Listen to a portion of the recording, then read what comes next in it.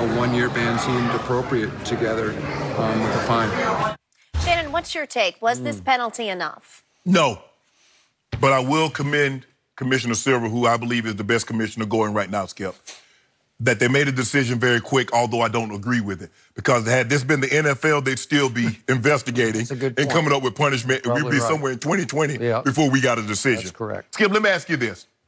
If this was a regular fan and he was sitting in one of those seats and he shoved a player, would he be banned for 1 year from the arena or would he receive a lifetime ban? We assumed yesterday lifetime because we thought he was just some fan. Skip, I don't like that because he's forfeited his right to sit courtside and to appear at a Warriors game. Here's the thing.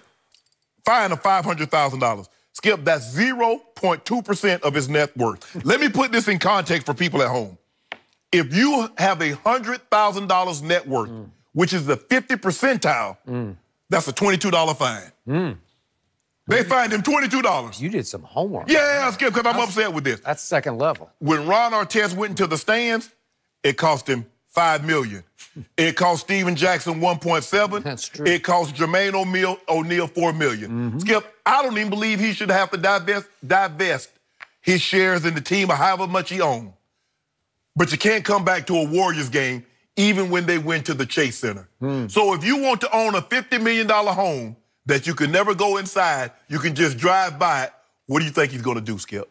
He'll eventually sell. Because you like, hold on, I got a home that I can't even go inside of. You got part owner of a team that you can't even go watch and play. That should be his punishment. Before I turn it over to you, Skip, let's just say for the sake of argument, because we know another guy that sit courtside and he has some antics that you and I have been talking about over the last week. Let's say for the sake of argument, Drake, an opposing player, he shoves him. What would be Drake's punishment for shoving an opposing player? There would probably be backstory and context. They'd probably be close friends, and it would be like a playful shove because it seems like he's friends with all the stars. Yeah. But again, I don't know. It's a different. It feels different. There's no relationship between this guy and Kyle Lowry. But my thing, Skip, you know, sometimes if you try, like, if he had dove onto him, even though you assume the assumption of the risk, sit courtside, basketball might hit you in the head, players might dive into your lap, you assuming that risk. And he was like, okay, you know, trying to get him, okay, I get it. But to go out of his way to shove the man, no. I'm not saying he has to divest his shares. I'm just saying you can no longer, you've afforded your right to be able to watch the Warriors play in person. So, I must admit, after I slept on this, I'm on your side. After I read late last night what Kyle Lowry said that he said to him repeatedly, which is go F yourself. You did go F yourself? What? He didn't even touch you. What? You weren't even in harm's way. Thank you. And it's bad enough that you crossed the line with a big shove, but then you're yelling at him repeatedly, go F yourself? What does that mean? You've lost it, man. You've gone over the edge, right? Yes, absolutely. And that's why Kyle Lowry had this look on his face, like looking at the rest, like, what? Are you believing this guy? Because he didn't know he was a minority owner. No. And then once Kyle found out, oh, he owns a portion of this team, he's like, he shouldn't be part of our league anymore. That just goes to show you, Skip, money doesn't change people's behavior. It makes you more of what you already are. If you think because he has $2 billion, now maybe maybe he does, and that's the privilege.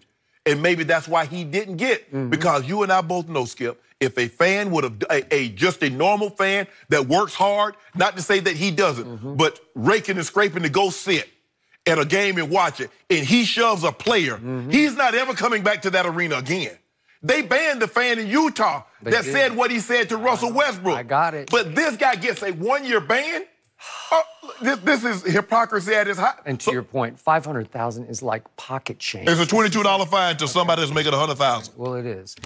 So just so people get the background of this guy, rags to riches, classic story, because he's born right here in L.A., just down the street from us across the 10 freeway in Culver City. He goes to Culver City High School, and he goes to USC, and he rose up to such a place in the financial world where he made billions.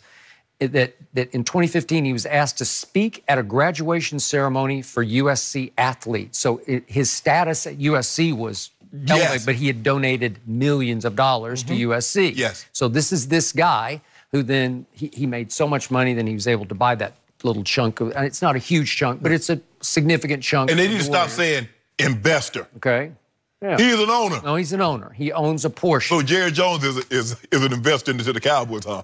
So I was trying to think before I heard the "go F yourself" quotes, is it possible when they do move to what's it called, the Chase Center across the bridge, obviously, it's going to be suite filled. You know, it's going to be like an NFL stadium because the Oracle does not have those kind of suites. Right. Well, could you ban him from courtside just to have to be up in the suites? And I'm with you. No, you can't. He's because the thing is, Skip, if I see him, if I'm a player and I see him, he did that and he still gets the luxury. That's the whole purpose of banning someone from something, is that you've lost your right to be able to come and be in the presence of this situation. No, I'm not saying. Commissioners, now, I believe that quietly behind the scenes, he'll probably divest and just move on to something else. But this is a terrible look. It's a terrible look. And you know what? I don't care how contrite he was because he's going to be contrite. What else is he going to do? Thank you. I stand by what I did. It's like, Skip, it's like me if I do something. I got a choice. I can get life in prison or I can show contrition and get a year in prison. I'm glad I do it. I'm going to do it again. Okay. What you think I'm going to say? All right. And he had no blemishes on his record. Well, maybe he just hadn't been put in position to have a blemish on his record, right? You know what? I never got this about people. Well, you know what? He's never been to jail. Well, you shouldn't go to jail. Well, he takes care of his kids. That's what the hell you should do. He shouldn't have any blemishes. He gets no credit for that. Yep. So I was trying to figure out how legally you could force him to sell because it may be difficult unless there's a conduct unbecoming clause. If that's not conduct unbecoming or detrimental to the NBA. But I do love your conclusion is just tell him he can't come to the games. And then after a while, he's like, well, what am I doing? Yeah. Because that was the whole, because Skip, the thing, and that just goes to show you. I mean, people just thought he was, I mean, they like, hold on. How does he have one of those placards around his neck? Now, he's just not he's just not, they didn't know to the extent of how far, but he had to be someone. He had to be someone. Because those seats, I just saw that somebody paid like $96,000 for 2 courtside seats. $96,000 for 2 court. If you got that kind of money to pay for that, you somebody. Because normally in the finals, we see guys, that's Jay-Z, that's Beyonce, that's Floyd Mayweather. That's the high-end boys that sit in those seats and gals. But no, this is unacceptable. Skip, this is almost like Woody Hayes. You remember what Woody Hayes did in the Gator Bowl? Clemson. And what happened?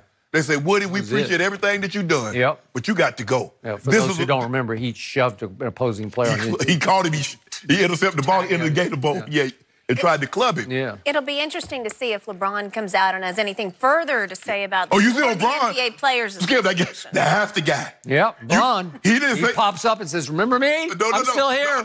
No. He said, I hadn't said it. I've been out of sight, out of mind. I didn't say anything about the finals. And he said he waited, he slept on it. He said he slept on it. But boy, Skip, I keep telling you, you remember old Miley Cyrus' old wrecking ball? When he comes in, it's like a wrecking ball. He is wrecking ball? He comes in like a wrecking ball, Skip. I came in like a wreck. We're going to have to leave Miley this one here, guys. Yeah, he know Miley. Lots more to talk about. He might know his Hannah Montana. Coming up tonight, including Klay Thompson's impact. Will he be able to lead the Warriors to a win tonight? We're going to get these guys to make some predictions coming up next.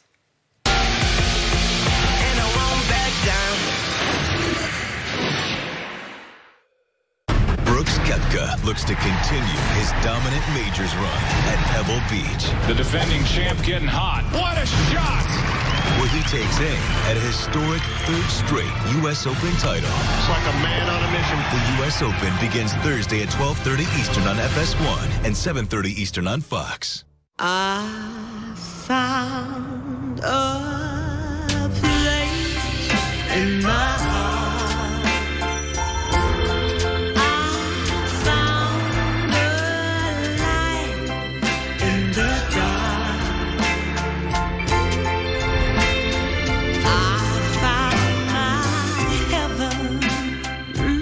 The new Range Rover Evoque.